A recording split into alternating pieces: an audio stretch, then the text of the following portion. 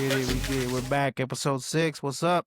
All right. We're gonna jump straight into the episode today. I'm gonna be looking at 3 free agent additions I think the Cowboys need to still work on. So I know some people are gonna say, hey man, that's kind of rich, right? The Cowboys have done their thing. They got George Pickens, they gave up the third. But hey, in my mind, it's my world. I get to choose. I get to pick what we're gonna do. And if it's up to me, these are 3 people I think could and should still be up for debate. Right? Bring them in. See what's up. The other thing, before I mention the names of the people, I have heard every single one of these persons from one source or another, right? From a scout, from sports radio, somebody is bringing these names up, right? So I do a little research, I check them out, I check out the stats, and that's why I think, me personally, I'm gonna choose these 3 individuals, right? I'm not just picking them out of the air like, oh man, let me get the best of the best. I've seen that these are the players that the Cowboys are looking at.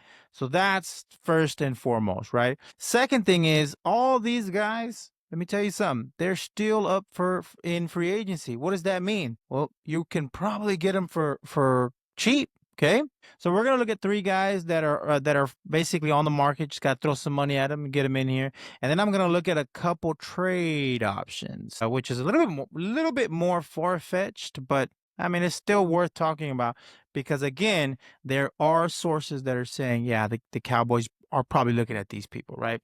All right, so the first one is going to be Stephon Gilmore. And surprise, surprise, right? That guy's been here before. And that's one of the pieces I'm going to hit on. So the Cowboys like to work with people that already know the system, that already know the game. And when I'm talking about the game, I'm talking about the way Jerry Jones runs this thing. It's a show behind the show. But Stephon Gilmore has seen that show and he's thrived here. And quite honestly, it's a position of need for us. So I know, we just picked up Savon Ravel in the draft, which is great, but you really got to pay attention to Diggs. He's probably going to miss a couple weeks. You got Deron Bland. That's awesome. That guy's going to be your starter. Savon Ravel, hopefully he's a starter. Right now, our problem is you're going to start week 1, week 2, maybe even week up to week 4, and Diggs is not going to be in the picture. So you got to have somebody there. You can get Stephon Gilmore for pretty cheap. Think about last year, even though I said he is a bit older, understand this, he played all 17 games for the Minnesota Vikings, had a really good year for them, got 2 interceptions, 13 pass deflections. So he's not the Stephon Gilmore we remember from, like, the Patriots and days and things like that, but the dude is still performing. And remember, you only need him to be a starter, maybe a backup again if somebody does get hurt. The guy's been here. We know he can perform. We've seen him perform at a very high level. He may not come back at that high level, but my point stays the same. You can get him. You can get him for cheap. It's a position that you need, okay? Good veteran fit for the Cowboys. You can probably get him in here for, I don't know, 10 million, something like that. The other one, which I wasn't as big on, but I've heard people like Chat Sports Online, Voch Lombardi, they keep mentioning this guy. That's Mike Hilton. Mike Hilton is an older veteran, played his last few years with Cincinnati, and he was ranked out of all the cornerbacks in the NFL, believe it or not, he was ranked like 23rd or 24th. So, you kind of think, well, if he's ranked so high, why is he still on the market? That's a real good question. I have no idea. And even the Voch Lombardis and the Chat Sport, they said the same thing. It's probably his age because he is older, 31, 32, something like that. And then last year he made, 10, $11 million. So he is costing a lot for someone. But my point is the same. It's late in the season. It's late in free agency, excuse me. And no one's picked him up. You could probably get this guy on a deal. And if you know anything about the Cowboys, man, they love getting players on a deal. So again, I said this guy used to play for Cincinnati for the previous 4 years. And this is a guy who can play in that slot position for you. That is super important.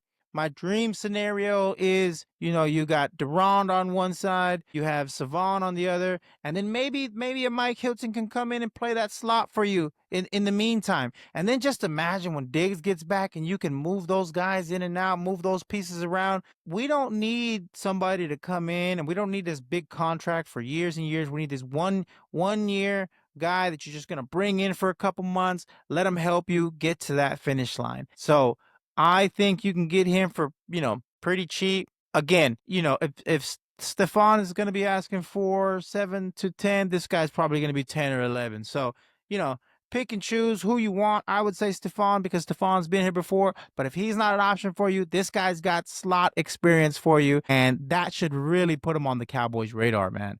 All right. I'm jumping ship here. Next one that I'm going to talk about is Nick Chubb. All right, so Nick Chubb, number one, I personally think it would be a great addition to the Dallas Cowboys. Remember, he was your running back in Cleveland the last couple of years. Quite honestly, he had a bunch of injuries, but he's not old. He's 26 years old, but he did have a bunch of injuries, and that's why he's still on the market. Nobody's signing him.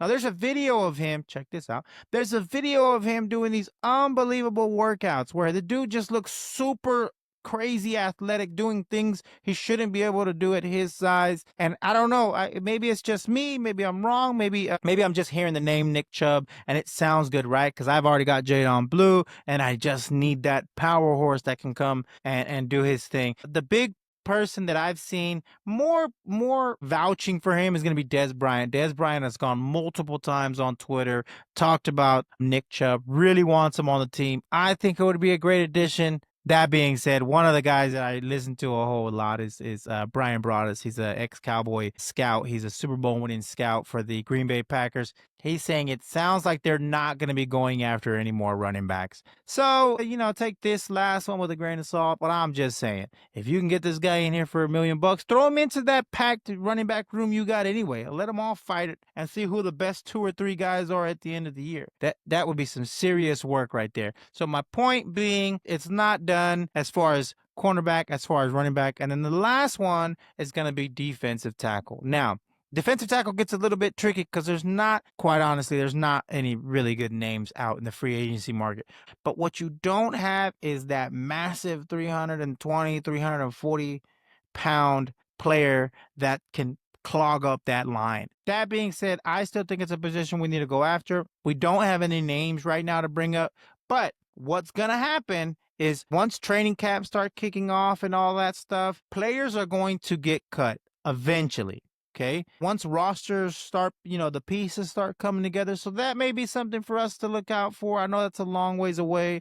It's not as exciting because we don't have a name or a face to add to it. All I'm saying is I don't think we're done at defensive tackle. I think we still have a couple pieces that is going to push us to that next limit. You just got to remember, man, Philly just won the Super Bowl. The Commanders made it to the NFC Championship game. We've got some real competition in our own division, and there's only 4 damn teams in that division. And I just think it's a great opportunity. Look, you already went out. You already got George Pickens. You've already got this Brian Schottenheimer, great culture going on. I think it's just 1 or 2 pieces away, man, from really putting something together where you can say, hey, I think we want to fight for not only, NFC East title, but maybe even going deeper into that playoff run than we have been in the last couple of years. All right, so went off on a tangent. Don't worry about that. The next one that I'm going to talk about is the possible trades, right? So, it is what it is. I think it's hard because we've already given up a 3rd round pick.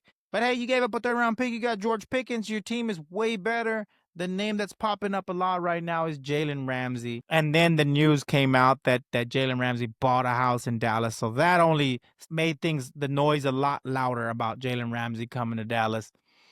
I think the problem is, Jalen Ramsey right now, what's he getting, like $24 million a year or something like that?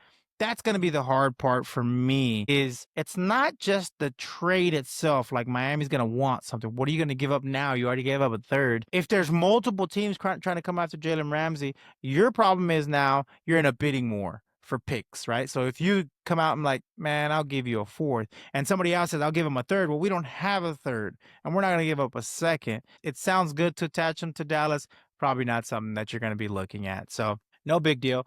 That being said, there was a stupid lady in the Washington Commanders. I don't even know what she does. She's like a party planning committee person. Had the audacity to come out, just randomly, casually talk about, since we're America's team and that's why everybody wants to come to our draft.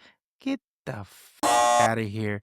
You guys had one good season. What is the deal with the America's team? Everybody wants it. The Patriots were good for 20 years. They won like 19 Super Bowls. And that was everybody's thing. They're America's team. They're America's team. You blink, they're gone. Their Super Bowls are no one talks about them anymore. No one does. Then you had the Chiefs. The Chiefs came, Patrick Mahomes, football god. He wins all the Super Bowls, all the prizes. We must be America's team now. Why, bro? Go make up your own damn nickname. Pick your own damn stuff. Don't worry about us. Don't worry about the star. Don't worry about America's team. We're just over here. The problem is we're over here suffering. We don't even win anything. And we keep the damn name. You know why? Because it's our name. So Washington Commanders or Washington, whatever your name is going to be in 4 years, make your own name up. Don't worry about the Cowboys. We're over here. We're just chilling. We're doing our thing. We're trying to put a good team on the field. And you guys, every time I turn around, every time I look somewhere, somebody else wants my damn nickname. Don't worry about the Cowboys nickname. Make your own damn nickname up. Golly. And then of all things, in my own division, God forbid they make up their own damn name over there. I'm just, look, let me pause. Let me breathe for a second. Let me just breathe through it. It's just a long time, dude. We've been 30 years. I haven't done anything. I haven't seen anything. I'm frustrated. All right. I'm gonna let it out every now and then. But especially that stupid lady. Get the hell out of here. Grow up. That's my thing. From here on out, all of my podcasts, when someone pisses me off, I'm gonna say, grow up, man. Mature. Be somebody. All right, so that's it. That's all I got for you guys tonight, man. As always, I appreciate everybody that comes through. I hope that everybody, little by little, anybody who, man, dude, if you like my stuff, if you share my stuff, unbelievable. It's just amazing to me. I'll get a report from Instagram or I'll get a report from YouTube and it's like 10,000 people viewed your stuff this month. That is insane to me. Insane. All I did was tell my wife, hey, buy me a microphone and a laptop. And I want to talk about the Cowboys. To so fast, a month and a half later, to God is good. I'm just telling you, all I did was just have this idea that I wanted to talk about Cowboys sometimes. And little by little, I'm going to keep growing this thing, man. I'm just super grateful. Thank you to anybody who watches. Thank you to anybody who follows. Thank you to anybody who shares, man. I appreciate everybody coming hanging out with me tonight on the Landry Formation. And we will see you guys next time, man. Peace out.